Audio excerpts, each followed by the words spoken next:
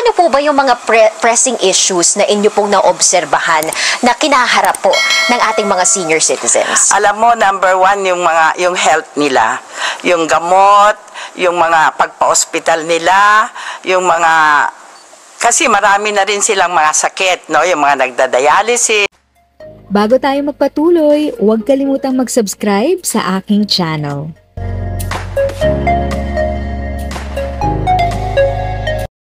Thank you sa pag-click ng aking video. Good day po sa lahat ng mga nanonood. Sa mga bagong viewers at napadaan lang, by the way, I'm Tita Eda. Welcome to my channel.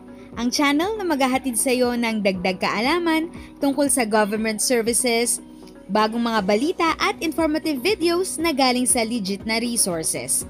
Mag-subscribe na para updated ka. Ano po ba yung mga pressing issues na inyo pong naobserbahan na kinaharap po ng ating mga senior citizens? Alam mo, number one, yung health nila. Kaya nagpapasalamat naman ako sa presidente ng PhilHealth kasi yung mga nagda-dialysis, totoo, libre yung dialysis nila 3 times a week. Kaya nga lang, binibili nila yung gamot at saka dialyzer. Kung minsan umaabot ng 1,400, kung wala ng pera yung nagda-dialysis na senior citizen, wala na, kawawa naman, di ba? Hindi na makadialysis. So, nahingi ko kay President Ledesma ng PhilHealth na libre na lahat. So, starting today, October 1, libre na lahat. Ang gamot, ang Epotin, ang dialyzer, hindi na problemahin ng mga senior citizen at libre na lahat. Magandang balita ng PhilHealth po na ito, Press Mandy. Magpakita ka naman dito sa ATM. Nauuna pa si Kong Mila dito po sa pag-aaral sa mga PhilHealth programs. Pero syempre, Kong Mila, isa pa ho doon sa mga laging tinatanong din po ng mga hindi senior citizens. Hindi parang sobrang dami na ng mga benepisyo ng mga senior citizens. Paano ng mga kaming hindi senior? Bakit naman kami walang mga benepisyo? Anong paliwanag pa natin? Dapat lang kasi it's payback time.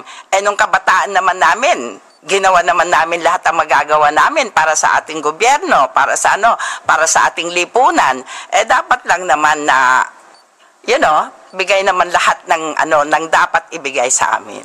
Ano pong mga financial assistance po yung available naman, no, para doon po sa ating mga senior citizens? Well, meron tayong yung MAIP na tinatawag medical assistance para sa mga hospitals, lalong-lalo na sa gobyerno, no, government hospitals. Meron namang konti lang para sa mga private hospitals. Yun ay nagbibigay kami ng guarantee letter para pagbayad nila sa mga bills nila sa hospitals.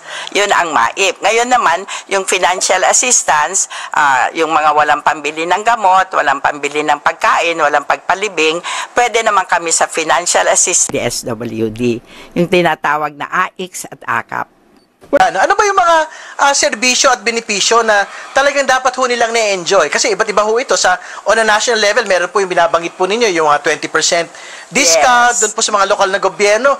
Meron yung libreng pa-cake. Meron yung mga libreng pasine. Gusto ko na maging senior citizen para manood ng sine. At saka parking. Yan, free parking. Ano ba yung mga yun na, Kong Mila? Yun. Kung senior citizen ka at nasa pangalan mo yung RCR, okay, no? May discount ka sa NLEX, SLEX. Oo, tapos yun din tapos yung sa parking libre ang mga senior citizen. Tapos yung sinehan, may one day, I think every Monday, libre sila sa sine the whole day. Oo, maski na doon na sila hanggang gabi, libre naman sila. Oo, tapos yung restaurants, yun, 12% VAT exemption and 20% senior citizens discount. So parang 32. Pero kung sumain mo, kasi alisin muna yung 12%, parang almost 30% ang discount. Din po, no? Yes, ang pagbili ng gamot, ganun din. At pagbili, pagkain sa restaurant, pati concert. Kasama. Oo, kasi syempre may mga mahilig din na nakatatanda na concert, di ba? Libre, may discount din, 12% and 20%. Balita nitong nakaraang araw, kung saan naglinaw po yung Department of Justice, no, si Undersecretary Raul Vasquez, ang sinasabi niya, no exceptions. kailangan pong may prioridad ho sa pila Yes. ang atin pong mga senior citizens. Ang sinasabi niya po, Kong Mila doon, wala namang sinabi yung pong senior citizens law, no, na meron pong, pagka manonood kayo ng K-pop, hindi pwede, o pag manonood kayo ng mga pangmatanda lang, pwede. Kumbaga, ang sinasabi ho ng batas, lahat ng mga True. serbisyo, kailangan ho po may first preference ang Priority. atin pong mga senior citizens. Priority kami yan. Batas yan, nasa 9994 yan. Na hindi kami dapat pumila. At sa lahat ng bagay, priority kami. Pwede rin palang ma-avail yung discount doon sa mga concerts. Paano Yes. kapag yung mga apo, halimbawa, pwede bang magpabili o para ma-avail ko yung discount? O kailangan yung mismong senior talaga ang manunood sa concert? Well, senior talaga. Oo, kasi syempre titingnan din naman pagpasok mo, 'di ba? Titingnan din naman 'yun. Marami na rin namang package ang PhilHealth na talagang tutulong sa mga senior citizen. Lalo na yung mga cancer patient, may mga package na rin sila para sa cancer patient kasi kung minsan ang problema nila yung chemo, no, dahil isa lang ang nagbebenta ng pang-injection, yung Globo.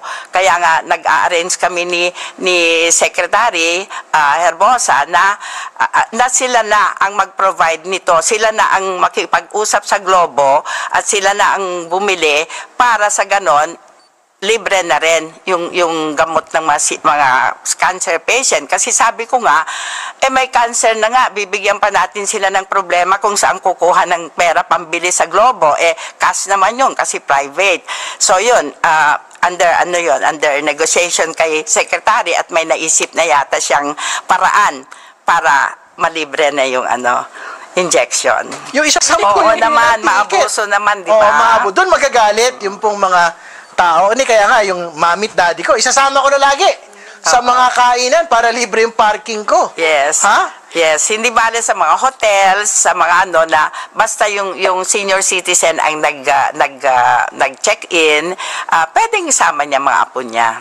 Siguro, Kong, mahalaga din yung awareness, hindi lang mismo doon sa mga senior citizens, kundi lalo na din po, doon sa kanilang mga kamag-anak. Nang sa ganun yung mga kamag-anak na nag-aalaga po sa kanilang mga senior citizens, alam yung ano nga ba yung mga benepisyo kung saan entitled yung Yes. magulang ko. Yes, So, ano po ang mensahe nyo doon sa mga nakikinig po na may mga senior citizens sa kanilang tahanan? Oo, dapat malaman nila yan, kagaya ng na batas na, pirmado na yung 80, 85, 90, 95. Yung centenarian amendment to centenarian law, no?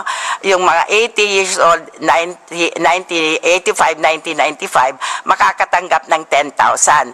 Pero yun parang bingo dapat tumapat ka ng 80 mo. Kung 82, antay mong 85 ka. Ganun tong batas na ito. Kaya dapat yun malaman ng mga nag-aalaga kasi sila ang magre-register. Kasi kung matanda na masyado, 95, di ba? Hindi na niya alam yung batas na yan. Sila na ang talagang magre-register na 95 na yon, entitled siya sa 10,000. Ganon. Linggo rin ang pagka-file ng Yes. pong mga party list. Yung po bang United Senior Citizens Party List magpa-file ngayon pong linggo sa Manila Hotel. Bukas. Nako, bas-bas ba ng mga senior ang magpupunta ron? Oh yes, oo. Ang dami na nga nagtatawagan. Sabi ko, wag na kayong pumunta, mapapagod lang kayo. Ewan ko, magsisipuntahan yata sila. Gusto nila daw makita na kagaya nung last, ko nga, may nagdala pa ng mga drums, mga Hindi ko alam yon. Kaya sabi ko, wag na kayong magpunta, mapapagod lang kayo, mainit. But if I know, baka marami rin pupunta.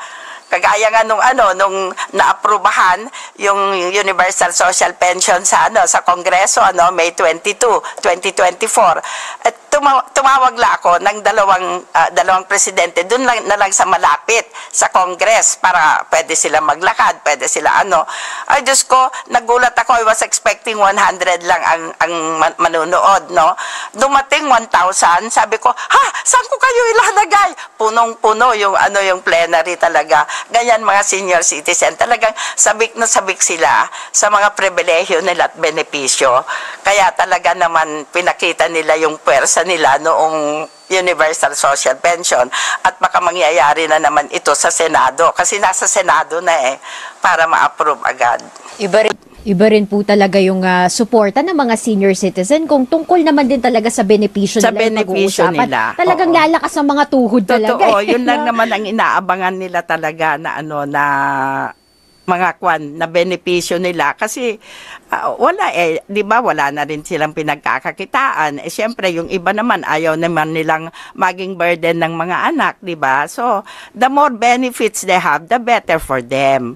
Oo, tsaka parang na rin, confidence sa sarili na may sarili ka pa ring pera, 'di ba? Kung may pension ka kaysa umaasa ka. Kong Mila, ano lang yung mensahe sa atin pong mga lolo't lola? I'm sure proud na proud ho sila doon po sa talaga po nga pagsiservisyo po ninyo para sa kanila sa Kongreso. Yan lang naman po ang hindi naman na ipagmamalaki o yung pagseserbisyo ko sa kanila ay talagang habang buhay yan. Habang ako'y humihinga, asahan nila na ipaglalaban ko ang kanilang karapatan, kapakanan, pribilehyo at benepisyo.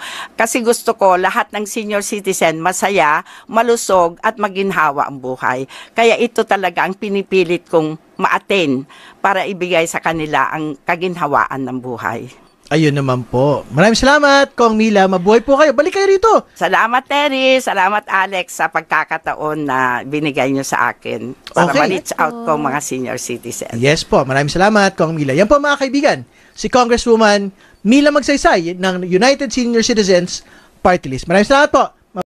If sa tingin mo, natulungan ka ng video ko na ito, nakasave ka sa oras mo, you can click yung thanks button at any amount ay malaking help sa pag-grow ng channel ko. Yun lang po muna ang aking update. Sana ay nakatulong na dagdag kaalaman ang aking shinare today. Ang goal ng aking channel ay mag-create ng awareness. Kung ganitong mga topic ang gusto mo, panoorin mo ang mga videos ko na ito.